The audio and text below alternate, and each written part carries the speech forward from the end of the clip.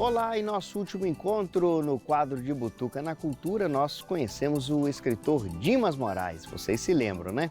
Como prometido, eu voltei até Areias, que fica aqui no interior de São Paulo, mais especificamente no Vale Histórico Paulista, para conversarmos um pouco mais com o Dimas e descobrirmos como esse lugar que é rico em arte, poesia, dança, religiosidade, muitas histórias que fazem parte da cultura do nosso Brasil, pode inspirar diversos artistas a criarem suas obras e manifestarem o regionalismo e a cultura local. Então, te convido a vir comigo continuar esse bate-papo. Vamos lá!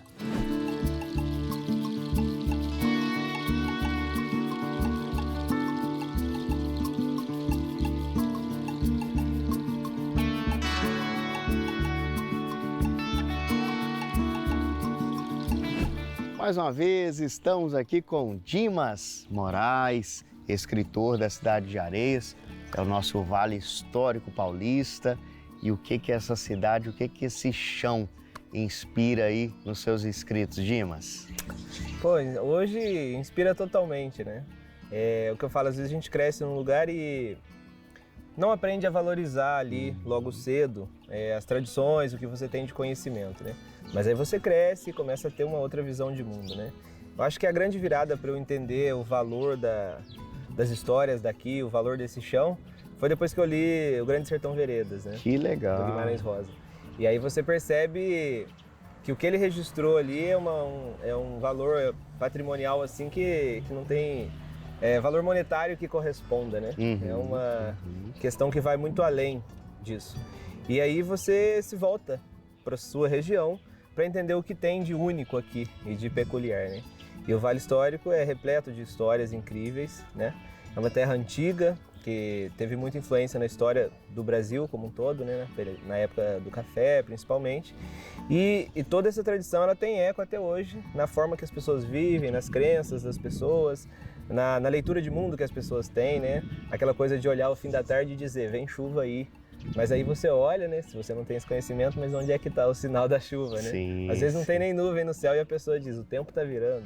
Aí a história assim, o canto da siriema, esse tipo de cultura, então aqui no Vale Histórico isso é muito presente ainda. Então esse tipo de tradição que eu aprendi a enxergar, e aí isso entra como uma influência na minha literatura, né? Quando eu vou escrever, eu tento registrar esse tipo de conhecimento que o caipira típico aqui do Vale Histórico tem. Que bonita essa sensibilidade, então, essa pureza está presente aí na sua obra, né? Exato, eu digo que o caipira ele é bastante poético, né? Sim, o caipira ele sim. tem uma visão de mundo, né? A visão cosmológica do caipira ela é integrada com a natureza, o seu modo de vida, então esse registro que vale muito a pena, porque talvez com as novas tecnologias, esse tipo de visão vai se perdendo, né? Sim. As novas gerações, se eu me comparo culturalmente com o meu pai, com o meu avô, eu sou muito mais tecnológico e perdi muito dessa leitura de mundo que eles tinham. Então, essa é uma oportunidade também de manter essa tradição, de preservar essa tradição, né, da cultura local. Que legal.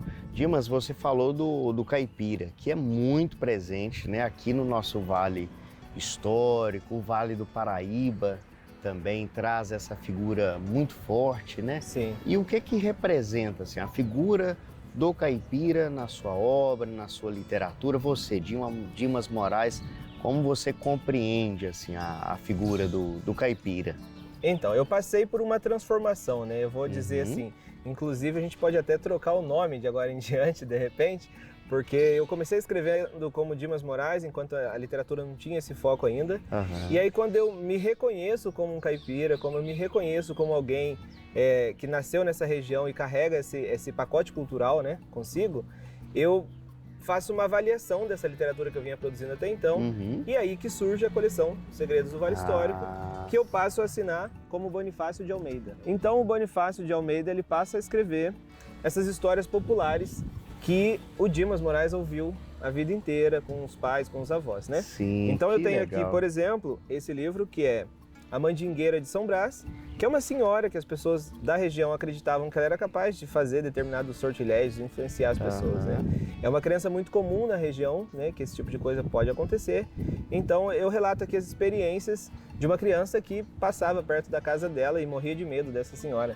Essa senhora realmente existiu, eu a conheci inclusive, então eu registro esse detalhe peculiar, esse recorte que tinha ali no bairro de São Brás, que é um bairro de Areias. Dando sequência então na coleção Segredos do Vale Histórico, tem esse livro, que se chama O Corpo Seco da Pichorra, que é uma história que acontece na cidade de Queluz.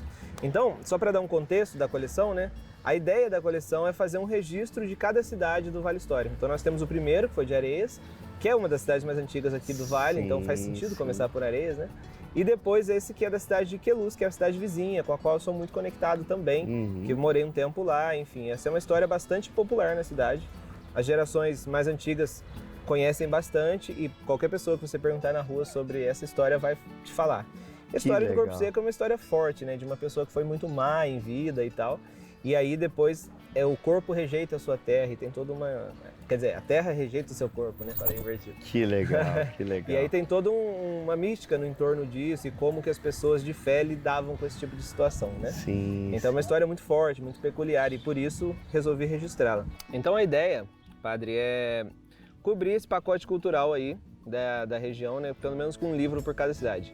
Porque, na verdade, quando você visita a cidade e, né, conhece, tira foto nos pontos instagramáveis, você não vai conhecer os segredos do Vale Histórico. Então aqui nós temos os segredos do Vale Histórico. Que bonito, Dimas. Tá aí Dimas Moraes fazendo esse apanhado muito bonito, né? Um escritor local trazendo as tradições do seu povo. Parabéns por esse trabalho lindo, lindo que você está construindo, né? Gente, terminando mais um De Butuca na Cultura e até a nossa próxima prosa, falando sobre a nossa literatura, falando sobre aqui o nosso Vale Histórico Paulista. Tchau, gente!